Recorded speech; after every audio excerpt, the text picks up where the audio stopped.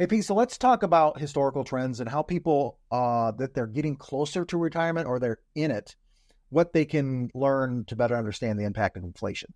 Yeah, well, inflation, let's call it what it is. It's a loss of purchasing power, first and foremost. So, right now, front and center in the news, we've had a Federal Reserve that's been hiking rates like we haven't seen in a long, long time. And inflation's a big buzzword and a very important issue economically right now. But inflation, let's call it purchasing power because it's what your dollars can buy next year and 10 years from now and 20 years from now.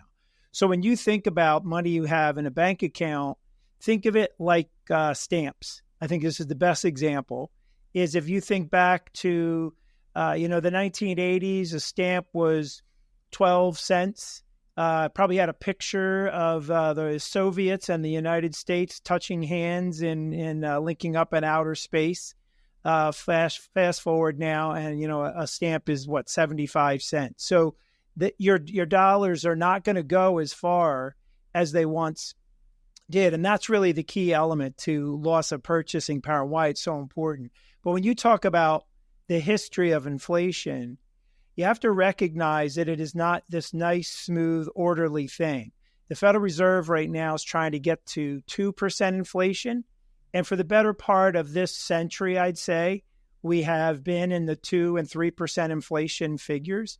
But you go back to those 1980s, we were looking at an average run of 5% historically, which included years that were double-digit inflation, kind of like we've seen a little bit more recently.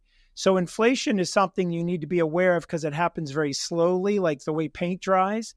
And I think that's really where it's so critical in your planning, is to understand what just happened last year, maybe even in the last 5 or 10 years, is not historically how inflation works over the length of time. We have to really prepare for the loss of purchasing power, which can catch up on us pretty quickly, as it has in the last couple of years. If our conversation resonates with you and you'd like to have a conversation about your specific situation, come to goodfinancial.com and click Contact Us, and we're always happy to start a conversation to help you prepare for your financial future.